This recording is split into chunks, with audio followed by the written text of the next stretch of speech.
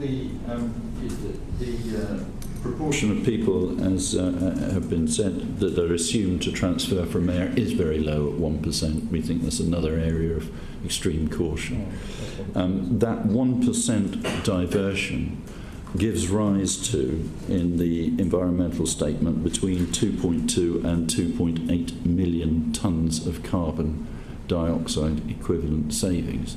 It's a very, very significant part of the carbon benefit of the project. So even with a very cautious assumption, which, as Mr. Rukin quite rightly says, has been reduced, there is a significant carbon benefit, and that's because air travel and short-distance air travel is very, very substantially more carbon intensive than rail, and including in that high-speed rail.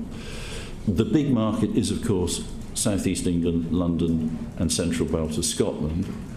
That is an area where you can expect there to be a shift from phase one. It's not very much in the current forecast, and it will continue to rise as the speed is further improved to make, obviously, rail more competitive with air. It's a big travel market, and it's capable of being reduced, so it is a key environmental factor, in my view. Yes, so there has been criticism of the way in which High-Speed 2 Limited have involved local stakeholders in their decision making. For example, landowners were not invited to discussions about how their land might be affected by the transport infrastructure. So how could that consultation mechanism on the environmental impact statement have been made more effective, in your view? If HS2 Limited had paid any attention to anything that anyone from any community had said over the 3 years previous to that, it would have been more effective. Quite simply, communities along the route have had community forum meetings, large-scale well, I say 20-odd people from representatives over about 1.5 miles, 2 miles, etc., for 2 years, and smaller groups representing individual towns or villages, plus a couple of councillors in some cases, have had bilateral meetings where they've gone over very detailed mitigation proposals over a number of years. Every single one of those proposals has been turned down, including instances where HS2 Limited have admitted that what the community proposed is cheaper and more environmentally friendly. They have simply ignored everything that communities have had to say over that period. Do you think the elected representatives at local government could have played a more significant role in helping their local communities engage in proactive consultation, following the example of Kent County Council and others? I can't speak from councils outside my area, but I know that where I live in Warwickshire, both the county council, the district council and the town council have been very, very involved in trying to help us with HS2 in consulting with the local population and representatives from action groups and parish councils, etc. We've had regular meetings. I'm pretty sure the same things happened in Buckinghamshire. There have been some areas, notably Solihull Metropolitan District Council, where that hasn't necessarily happened to the same degree. But generally speaking, the councils have done everything that I would think was expected of them, and also incurred their own costs in doing so. And I'm sure Councillor Rose will have more to say on this. Just for the record, though, Madam Chairman, if you don't mind, since Solihull is my own local authority, there are meetings every 4 weeks arranged open to the community on the environmental statement negotiation with High-Speed 2. I think we do need to set the record straight on that. Happy to take another point of view. Can I just comment on that particular point as an elected representative? Yes. I think the community forum consultation, which a number of my members did attend on behalf of my council, which is Chiltern District Council, they found the process to be absolutely frustrating and completely pointless because of a complete lack of honesty and lack of integrity on the part of the HS2 people that they were talking to. For example, they would be told half-truths, and that towards the end of the meeting, a carefully timed announcement would be made just as people were going home. It was, in my view, the community forums were nothing short of a cynical charade because they served no public purpose in actually trying to disseminate information. It was just, this is what we're going to do. Now, as an elected representative, I also sat on the planning forum, which is a slightly different basis, and we met alongside a number of other local authority representatives with HS2, and the process was actually quite similar. They told us absolutely nothing. It was like, if you like, a brave new world. This is how it's going to be. You know, like it or not, this is what we're going to do. We're not actually interested in doing anything or absorbing any of the suggestions which you've said, because it's all written in stone. This is what we're going to do. So we found the process to be pretty much completely sterile. Do you think that in dealing with environmental impacts that there is a need for a dispute resolution mechanism? A dispute resolution mechanism exists in relation to property and land through recourse to the land tribunal, but there is at present no dispute resolution mechanism with regard to environmental impacts. Does anyone have a view on that? Well, there is no dispute resolution mechanism, as you rightly say, and it was quite clear. We did actually suggest this at one point. It was quite clear HS2 just weren't interested. They didn't want disputes to be resolved because they just wanted you to do it the way they wanted to do it, and they were actually completely deaf to alternative suggestions.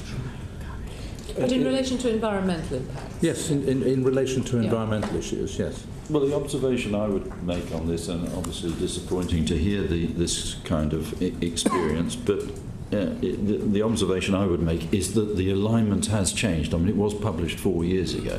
It has been changed in ways that are clearly designed to reduce its environmental impact, and how that's happened, I couldn't know or comment. Well, but what I would say in answer... You weren't there. No, that's why I say I can't comment. There is no evidence whatever that the changes which HS2 did embody had anything to do with the environmental... with this, what Jim Steer is suggesting. What changes they have brought in, and they brought in some very late changes. For example, one change they brought in was to have extensive soil dumping in the Chilterns, which was quite extraordinary. That came in at a very, very late stage. And my belief is actually they knew perfectly well all along that they intended to do that. They just kept it out of the public gaze because they knew there'd be a rumpus when they announced it. And of course there was, but it was by that time it was much too late to do anything about it. Yeah, I would just reiterate that and say that where the alignment has changed almost exclusively, this has been because HS2 Limited have made monumental errors in their original designs. In terms of the dispute resolution mechanism, absolutely. The hybrid bill as it stands gives HS2 Limited shockingly widespread powers. And you know, they can consult with the local authority, can rule that something should happen in terms of mitigation, and it only will happen if HS2 Limited agree.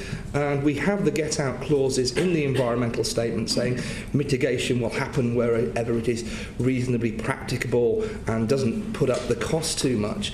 And this is quite dangerous.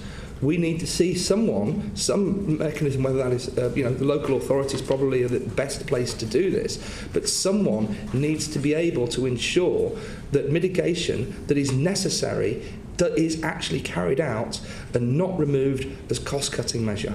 So assuming the scheme does go ahead, then one of the most important provisions that you would want to see in the hybrid bill would be a dispute resolution mechanism. Are there any others? Yes, but that has to be genuine. It has to be two-way engagement, not just one-sided. Absolutely.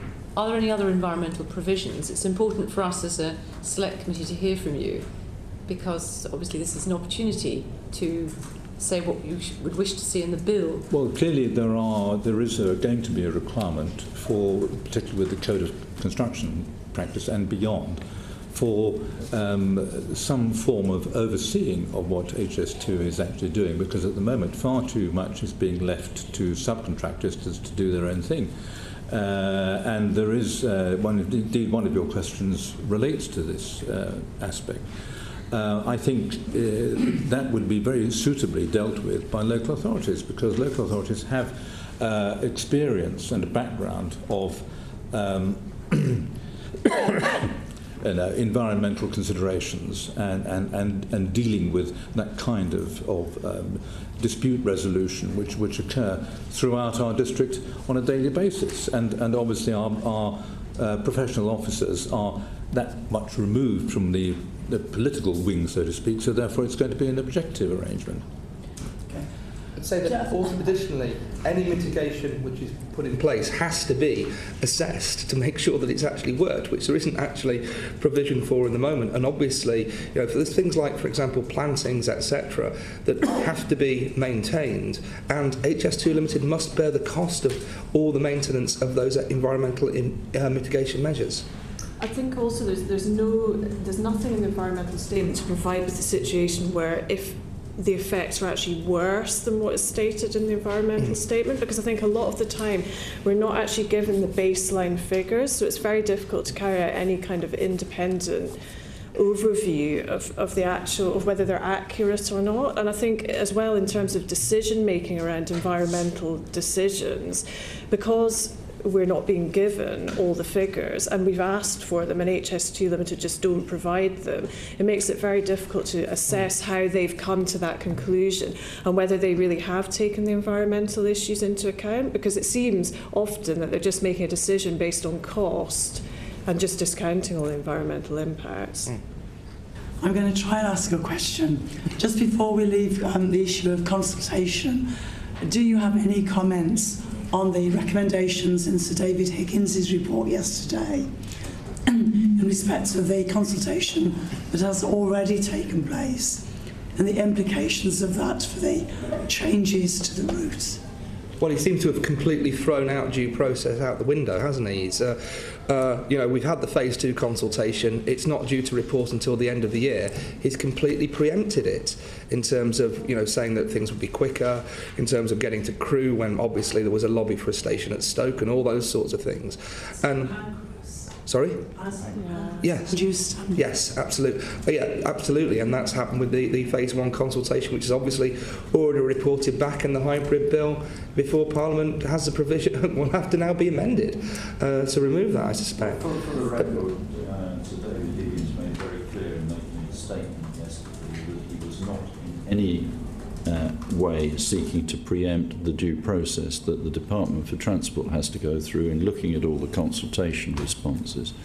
He made that extremely clear, and indeed the question was raised, you mentioned Stoke specifically about that at his meeting yesterday. I'm terribly sorry, but if he wished not to preempt the consultation, then he should have kept his mouth shut, because he's most definitely preempted the consultation. Well, fine.